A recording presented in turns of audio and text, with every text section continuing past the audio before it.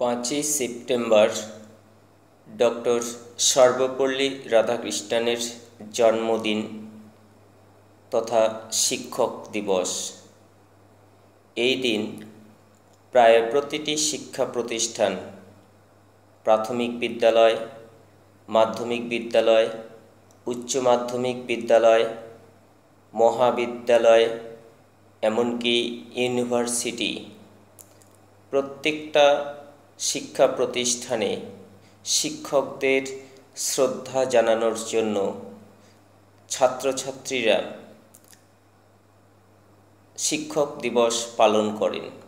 তো আজকে আমি সেই শিক্ষক দিবস সম্পর্কে সামান্য বক্তব্য কিভাবে রাখা হবে বা রাখা হয় সেই বিষয়ে আলোচনা করছি। তো আলোচনার শুরু করার আগে আমি কিছু বলে নিই। যদি বক্তব্যটি ভালো লেগে থাকে তাহলে অবশ্যই লাইক করবে, কমেন্টস করবে, আর যদি চ্যানেলটিতে প্রথম হয়ে থাকো তাহলে অবশ্যই চ্যানেলটিকে সাবস্ক্রাইব করবে এবং বেল আইকনটি ক্লিক করে রাখবে, যাতে আমি যে কোনো ভিডিও আপলোড করার সঙ্গে সঙ্গেই ছাত্রছাত্রী তোমরা সবাই পেয়ে যাও। তো কিভাবে বক্তব্য রাখা হয়, সেটা হতে পারে শিক্ষক দিবস, হতে পারে 15th অগাস্ট, হতে পারে 26th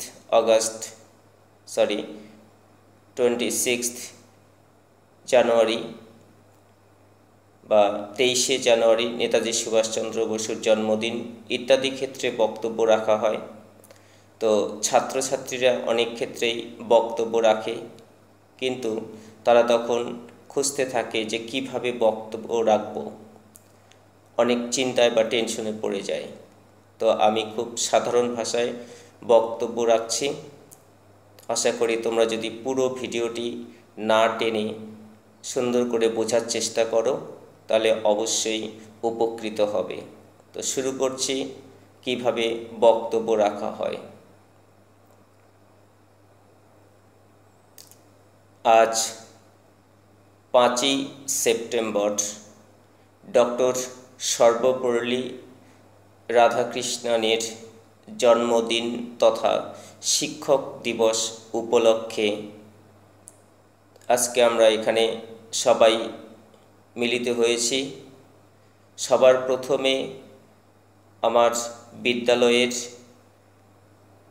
প্রধান শিক্ষক বা শিক্ষিকাকে শ্রদ্ধা ভক্তি ও নমস্কার জানাই।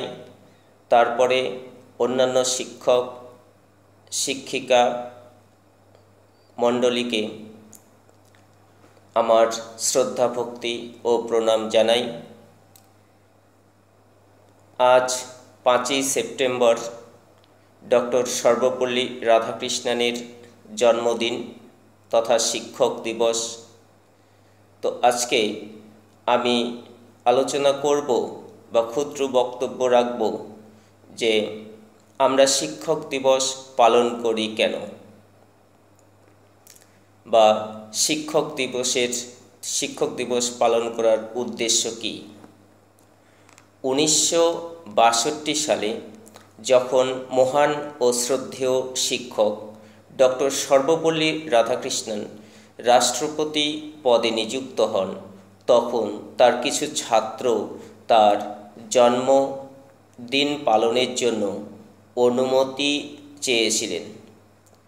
সেই সময় শ্রদ্ধেয় ডক্টর সর্বপল্লী রাধাকৃষ্ণন বলেছিলেন, আমার জন্মদিন আলাদাভাবে পালনের চেয়ে 5ই সেপ্টেম্বরকে শিক্ষক দিবস হিসাবে পালন করলে আমি বেশি খুশি হব। সেই থেকে প্রতি বছর 5ই সেপ্টেম্বর শিক্ষক দিবস পালন করা হয়। এরপরের পয়েন্ট হলো ডক্টর সর্বপল্লী রাধাকৃষ্ণনের জীবনী, অর্থাৎ এই মহান ব্যক্তির জীবনী আমাদের অবশ্যই জানা দরকার আছে। তাই এই মহান ব্যক্তির জীবনী প্রথমেই বলি, জন্ম ও ব্যক্তি জীবন। আদর্শ শিক্ষক তথা ভারতরত্ন ডক্টর সর্বপল্লী রাধাকৃষ্ণন 5ই সেপ্টেম্বর 1888 সালে তামিলনাড়ুর পল্লী অঞ্চলের তিরুট্টানি গ্রামে এক দরিদ্র ব্রাহ্মণ পরিবারে জন্মগ্রহণ করেন।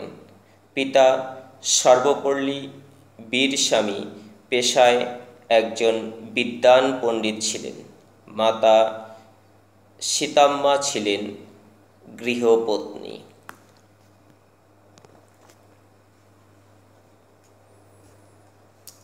মহান ব্যক্তি ডক্টর সর্বপল্লী রাধাকৃষ্ণনের শিক্ষা জীবন। ডক্টর সর্বপল্লী রাধাকৃষ্ণন প্রথম থেকেই মেধাবী ছাত্র ছিলেন। তিরুট্টানি গ্রামে শিক্ষায় হাতেখড়ি করার পর তার পিতা তিরুপতিতে লুথরাম খ্রিস্টান মিশন বিদ্যালয়ে ভর্তি করান। সেখানে 1894 থেকে 1900 সাল যাবৎ শিক্ষা অর্জনের পর ভেলোরের এক কলেজে শিক্ষা গ্রহণ করেন।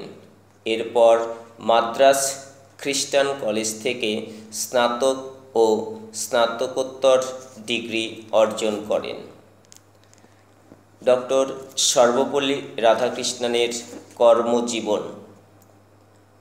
কঠোর পরিশ্রমের মাধ্যমে দরিদ্র পরিবারের অত্যন্ত মেধাবী ছাত্র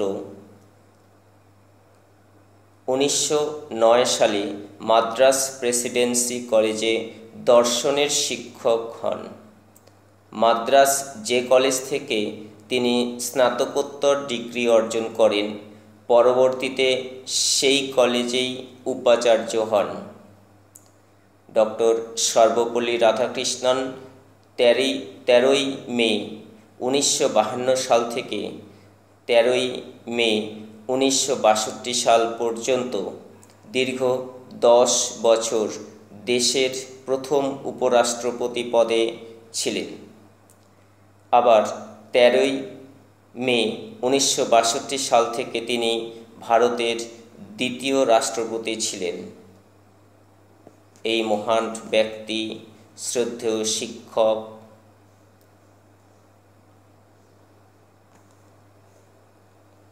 যিনি বিরাট প্রতিভার অধিকারী ভারতরত্ন ডক্টর সর্বপল্লী রাধাকৃষ্ণন 17ই এপ্রিল 1975 সালে পরলোক গমন করেন।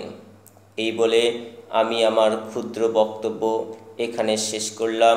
ভুল ত্রুটি মার্জনীয়।